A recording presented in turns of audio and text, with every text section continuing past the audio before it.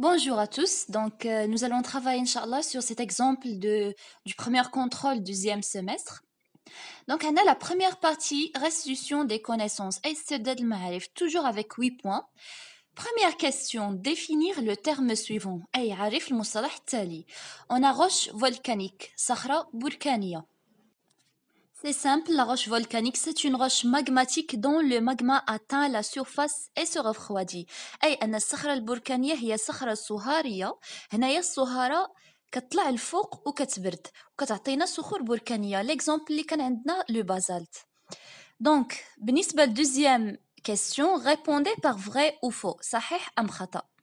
Le volcanisme des rifts médio-océaniques est du type explosif. أي أن البركانية ديال الذروة المحيطية هي من نوع الانفجاري. Donc ici c'est faux. Pourquoi c'est faux? Parce que le volcanisme des rifts médio-océaniques est du type effusif. Un pli est une déformation tectonique suite à laquelle des couches sédimentaires horizontales deviennent courbes. أي أن الطية عبارة عن تشوه تكتوني طبقة الرسوبية الأفقية كتولي sous forme des courbes. Ici, c'est vrai.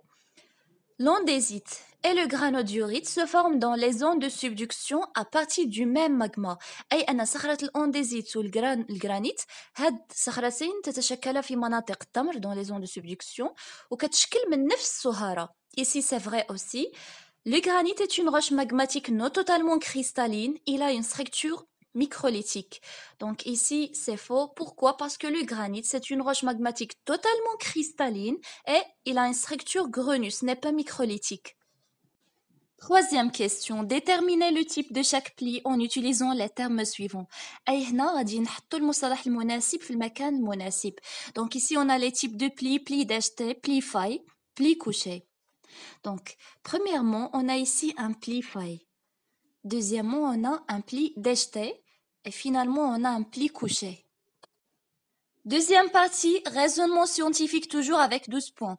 Donc, premier exercice, remplir le tableau suivant. غادي نحاولوا نعمروا هاد le tableau اللي عندنا à partir de ces deux documents. عندنا document 1 qui montre la masse de gabbro observée au microscope. Document 2 qui montre schéma d'une lame mince de basalte observée au microscope. Le tableau a les propriétés.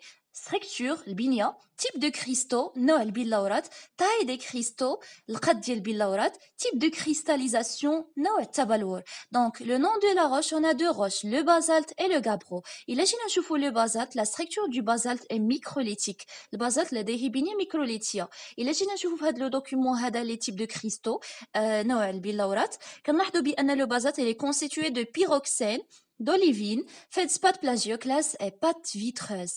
La taille des cristaux, إلا جينا نلاحظوا القد ديال البلورات كنلاحظوا بأن la taille des cristaux بالنسبة la roche du basalte, il est différente. مختلف كاين القد des phénocristaux des microlithes يعني بلورات كبيرة القد صغيرة القد. Type de cristallisation, نوع التبلور, cristallisation incomplète. Pourquoi incomplète? Parce qu'il y a la présence de la pâte vitreuse. بالنسبة للجابرو, la structure du gabbro est grenue, بنية محببة بالنسبة لصخرة الجابرو. إلا جينا نشوفوا هاد لو دوكيومون هذا, type de cristaux, il est constitué d'olivine, de feldspath plagioclase et de pyroxène. La taille des cristaux, ici on observe que la taille des cristaux elle est grande et égale. بالنسبة type de cristallisation, cristallisation complète. Pourquoi? Parce qu'il y a l'absence de pâte de verre. Question suivante. Quel type de roche est le basalte et le gabbro? Donc, بالنسبة للبازالت والجابرو أي نوع من الصخور هما. Donc, هنا le basalte c'est une roche magmatique volcanique. Le gabbro c'est une roche magmatique plutonique. Exercice 2. Légender ce schéma. غنحاولوا نكملوا على هذا le schéma هذا. Donc, premièrement, عندنا chambre magmatique. Deuxièmement, عندنا cheminée. Troisièmement, عندنا montée du magma fluide poussé par les gaz. Puis cône volcanique, puis coulée de lave fluide, et finalement gaz, cendres et roches.